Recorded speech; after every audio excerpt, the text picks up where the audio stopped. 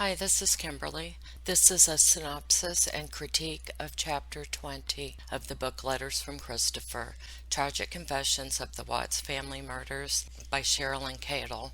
This chapter is titled Recovering the Bodies. The first thing I notice is a typo. Servi 319 is listed as Servi 219 twice in this chapter. But the Servi Ranch, where Servi 319 is listed, the Servi Ranch is a cattle ranch in rural Weld County with several oil and gas wells leased to Anadarko Petroleum, which used to be Ignoramus's employer. I bet they are proud.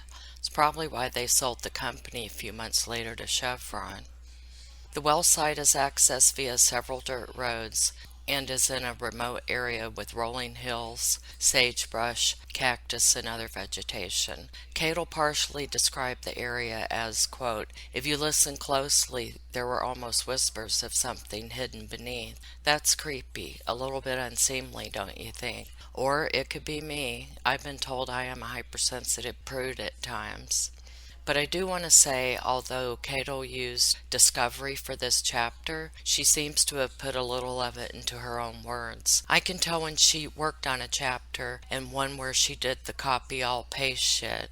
At least she skipped around on copying from the discovery, as there were several people doing reports from that dreadful day. If she had copied and pasted the whole damn thing of reports regarding the recovery of bodies, this chapter would have been ridiculously long, as everyone had their own version that they had to report on. So she cherry-picked from some of them. Hey, I'm giving her credit where credit is due. 2 CBI agents met with an Anadarko employee to search the area of Servi 319, or as the author referred to it, Servi 219. Firestone Police Department commander and a detective responded to the scene as well. Many others responded to the scene that day and later as the night went on, but I'm not going to list all of them. Mrs. Cadle does list most of them in the chapter, but many are only by their titles. Upon arrival at the well site, a drone was deployed to survey the well site at 3:30 p.m. In the book, the drone is called, quote, Unmanned Aerial System, parentheses, SUAS, parentheses. I didn't know what in the hell she was talking about, but from what I gathered from my Google search is a fancy way of saying drone. It was not called this flamboyant name in Discovery, so I don't know where this came from. Also, Ariel, the way she spelled it, was misspelled. She used Ariel as in the mermaid, Ariel, not as in happening or operating in the air. Upon completing a mind-numbing, long, drawn-out search, I did find Unmanned Aerial System Drone on Agent Matthew Saylor's synopsis on Discovery page 482. Ariel, Aerial. But anyway, the drone provided a real-time video feed and took still photographs. Fairly soon they located what appeared to be a sheet lying on the ground. Cadle says, quote, The agent hovered over the white fabric and requested the other agent to walk out to where the fabric was to see if he could determine what it was. An eerie feeling felt all around them. Somehow they knew something was not right. I'm sure an eerie feeling did fall upon them, but how does she know this? A CBI agent and a detective approached the bedsheet to an area that appeared to have been recently disturbed. It was determined that the fitted sheet found in the field was a match to the one in the kitchen trash at the Watts residence. They also located 2 black garbage bags with red drawstrings in the field near the sheet. Chapter 20 goes on to explain the findings from the drone. The bed sheet, an area of ground that had been visibly disturbed, the head of a rake, and later the handle of the rake. The chapter continues to give details of the Servi 319 area as seen by drone and on foot. Just after the drone search, they were given information that Chris Watts had confessed to the murders of his family and that the bodies were disposed somewhere near the oil site where they were. They soon afterwards received the picture that Chris had marked with initials. With this new information, they redeployed the drone and took several more detailed pictures of the oil tanks and of the area where Shannan was presumed to be buried. CBI's crime scene unit arrived on scene and requested that they take more photos of the oil storage tanks and a video of the entire scene. The police identified the freshly moved dirt and went about extracting Shannan's body from the makeshift grave.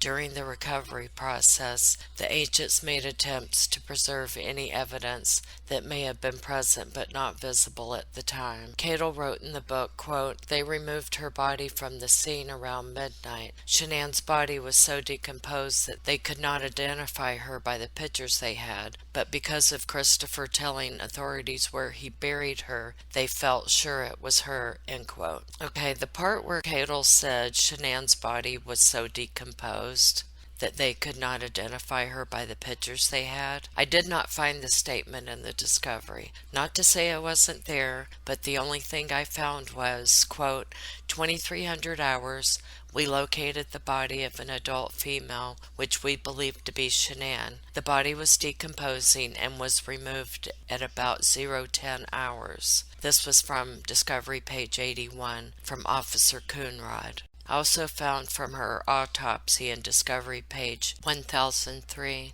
quote, "The body exhibits mild to moderate decomposition," end quote.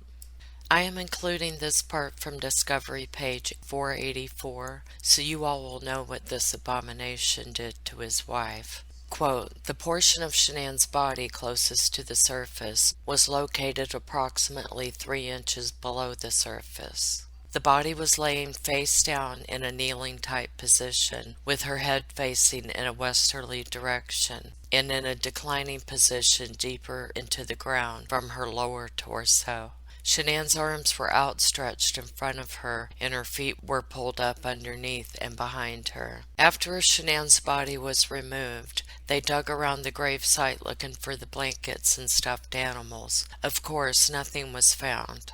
Let me get away from the book for a bit while I go on a bit of a rant.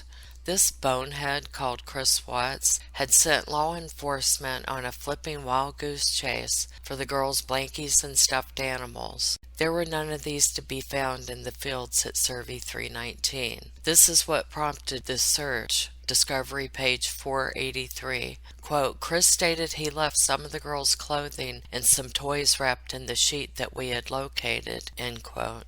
This is from the CBI agent. Quote, "Search of CERVI 319, the road leading to CERVI 319, search of CERVI 1029 and CERVI 1129 for missing blankets and toys from the house. Watts stated he left these items on CERVI 319, but the initial search of the area did not recover them," unquote.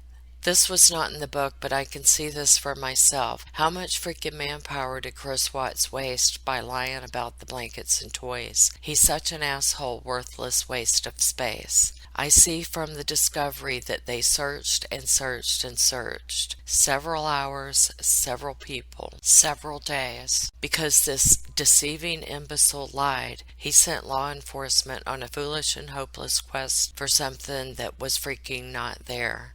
In the February 2018 Wisconsin interview, he finally admitted to throwing the items away, including his old clothes and the Yankees blanket, away in a construction dumpster in his subdivision, right before he got home to meet police that fateful day. In the discovery, I found this from a sergeant with Frederick Police Department. On Friday, August 24th, 2018, I did an area search of the 6500 block of Black Mesa Road, particularly at 6507 Black Mesa Road, because police had information that Chris Watts was at this address for several minutes. The general contractor explained that the dumpsters are emptied every Thursday, but if needed, the trash company would come on Tuesdays as well. Later in the day, it was confirmed that the dumpster was emptied on August 16th and the contents were taken to the Erie landfill. This is also from Discovery is I want to show how much time was wasted because the dimwit lied. And again, a search on August 21st, 2018 from the CBI. Quote, second search of Servi 319, search of 1029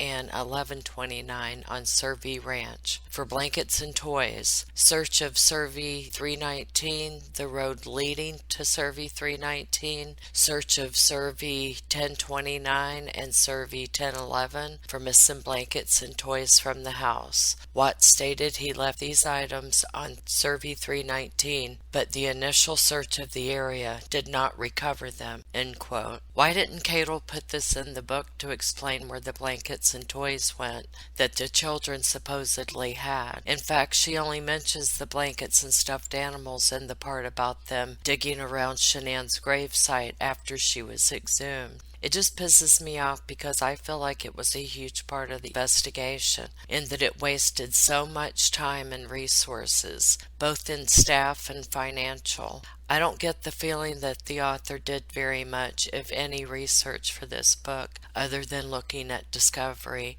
and talking to Chris Watts. Before we go back to the book that I'm supposed to be reviewing, I found this captivating little account in the Discovery while I was getting carried away with my research of blankets. This is from Discovery, page 641. Quote, we were able to locate an area of ground which appeared to be recently disturbed, as well as tire tracks on the south side of the holding tanks. We used a shovel to carefully scrape off top layers of dirt. We discovered what appeared to be paper towels along with what appeared to be excrement. Nothing else was located in the area. We then proceeded to Servi 1129 and searched this location on foot. We did not locate any items of evidentiary value, end quote. You know, Chris Watts really is an asshole, lowlife, dirtbag, moron, piece of shit. He really is an animal, shitting in nature just like that. What a nice thing to find while looking for deceased children's treasured blankets and their stuffed animal toys. Alright, back to the book. The next morning at 5 a.m., CBI contacted CSP Hazardous Materials Section to assist in recovering Bella and Cece from the crude oil tanks. An Anadarko employee met with everyone on scene to talk about the plan to offload both crude oil tanks and on-site safety. The East Tank battery to be offloaded into tanker trucks, which took approximately 6 hours due to the oil being methodically drained into a metal pan and then pumped into the tanker trucks through a filter. The book goes on to detail the hazmat procedures and entry to the tank to recover Celeste. She was wearing a pink nightgown and a pull-up diaper. A lot of this part in the chapter was copied from Tammy Lee's report, Discovery, page 617. And to be fair, one does not want to get this technical stuff wrong. I would have done the same. The hazmat workers were then sprayed down by fire personnel to remove as much crude oil as possible, while the Weld County coroner used several crude oil absorbent pads on Cece to remove as much oil as possible. The next tank had less crude oil in it and was pumped off quicker than the first tank. When a trooper went to the top of that tank and looked into the thief hatch, he said he could see another body that appeared to be face up. The book then goes on to describe the recovery efforts of Bella. The hazmat team was again decontaminated, and the area was cleaned and contaminated equipment placed in a large tarp for a cleanup contractor to take care of contaminated items. Cadle ended the chapter with this, quote, it was said later that many of the people who worked on the rescue team to recover the 3 bodies needed therapy afterward, end quote. In a separate video, I'm going to read a Denver Post article from August 11th, 2019. It's about PTSD suffered by Frederick Police Detective Dave Baumhover. Also mentioned CBI agent Tammy Lee and DA Michael Rourke and the lasting trauma they have faced. And that will be the end of this video. I'll pick up with chapter 21 in the next one. Thank you for listening.